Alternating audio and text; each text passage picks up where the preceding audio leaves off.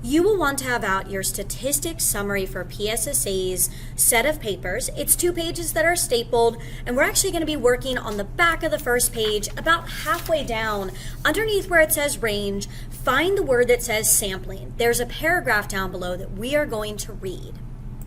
Where it talks about sampling, there's a paragraph. I'm going to read it to you, but you should read it silently as I read it aloud. When collecting data, researchers will often select a sample from the population. Their goal is to choose a sample that is representative of the larger population. For example, if a researcher is studying middle school students, they would want to select a sample that includes middle school students with a variety of skills and interests.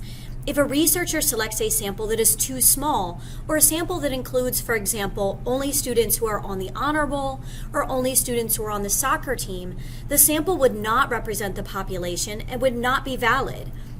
Samples are never perfect, but researchers want to select the best sample possible.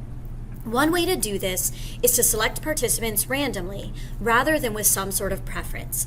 So what we have here is a population that we're studying or trying to get information from, and we're going to try to choose that sample in a fair way that is representative of the larger population. So we have a couple of multiple choice questions related to which sample is the best sample to represent that population, and then we have one that applies some of those sampling procedures. So let's take a look at question number 7. Number 7 says, which statement best describes a random sample of all students in a middle school? Now keep in mind that our population in this case is all students in a middle school. So this is going to represent our population, what I highlighted in yellow. If we are trying to find a sample that represents all students in a middle school, we want to make sure that that represents all of the students in the middle school. So let's read our answer choices. Choice A says, of all the students who are on the track team, the first 3 to finish a race are selected. B, of all the students who are in the drama club, every 3rd student on the roster is selected. C, of all the students who complete an assignment, the 1st, 3rd, and 10th students are selected. D, of all the students who attend a school-wide assembly, those sitting in every 3rd seat are selected. As we look at these answer choices, what we're going to notice is that choice A only includes students who are on the track team.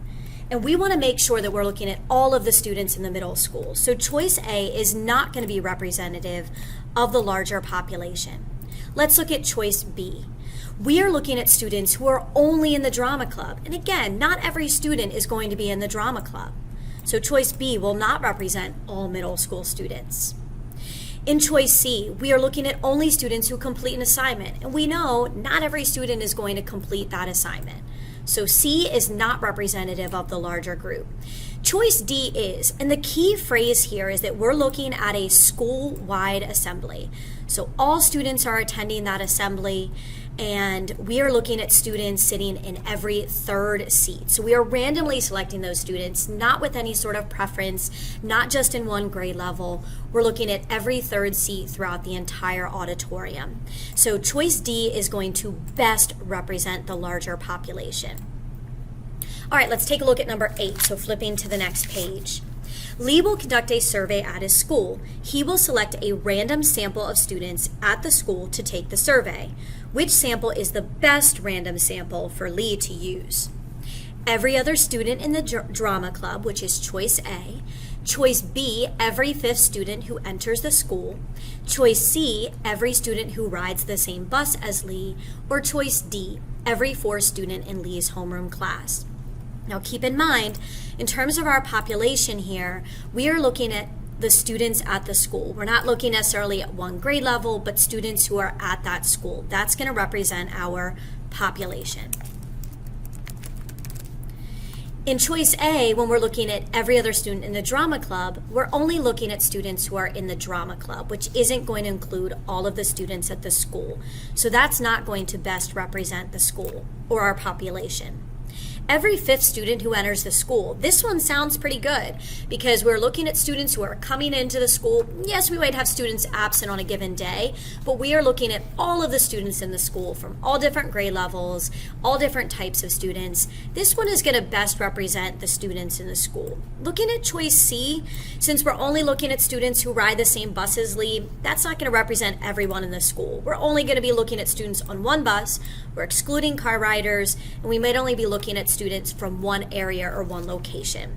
In choice D, every fourth student in Lee's homeroom class, we're only looking at Lee's homeroom, which is more than likely just one grade level. So choice D is not going to be our best option. B will be our best random sample. All right, taking a look at question number 9. This one you will have to show a little bit of work for. So, number 9. A town has a population of 7,500. The mayor asked 2 different employees to conduct a survey to determine whether residents of the town are in favor of the construction of a new baseball stadium. Denise surveyed 150 randomly selected residents at a recent baseball game. Tamira surveyed 150 randomly selected residents living in different sections of town. The table below shows the results of the 2 surveys. We know that each person, both Denise and Tamira, surveyed a total of 150 people, and we can see that by counting across in our table. For Denise's survey, 125 plus 20 plus 5 is a total of 150 people who were surveyed out of the 7,500 residents. For Tamira, she surveyed 30 plus 105 plus 15, which is also a total of 150 residents out of the 7,500 people who are in that town. Which statement identifies the more reliable survey and provides a valid conclusion based on that survey? So when we look back at these 2 bullet points up here, there's quite a bit of reading with this one. Denise surveyed 150 randomly selected residents at a recent baseball game. Tamira surveyed 150 randomly selected residents living in different sections of town. In terms of the 2 people, Tamira's is going to be more representative of the people living in the town because we're looking at different sections of the town, and Denise is only surveying people who went to that baseball game. So as we go to our options down here, we either have Denise's survey being more reliable or Tamira's survey being more reliable. And we said that Tamira's survey is going to be more reliable because she's looking at people or residents in different sections of town.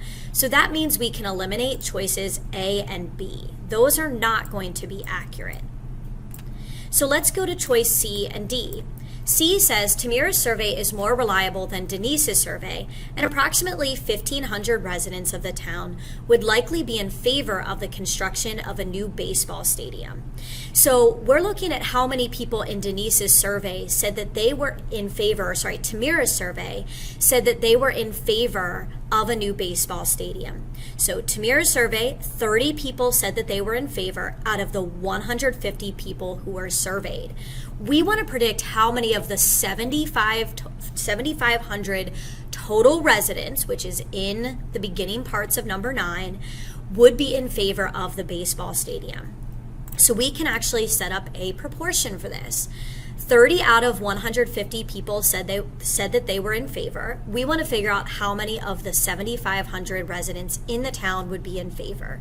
So here's my proportion, 2 fractions set equal to each other, and we solve this by cross multiplying. So we'll do 150 times x and set that equal to 30 times 7,500. And you have space below number 9 to show this work, so make sure you're writing this down. 150x equals 225,000. We'll divide both sides by 150. 225,000 divided by 150 is 1,500. So what we determine is that we would expect 1,500 residents in the town to be in favor of a baseball stadium.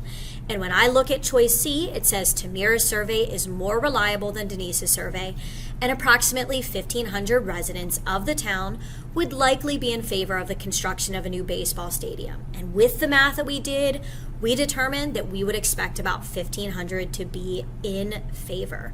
So the one that is accurate here is choice C.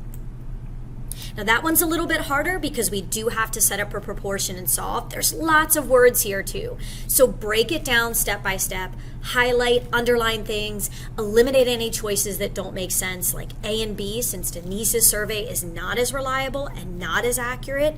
And then from there, show your math to determine whether C or D will be true. And in this case, it's C.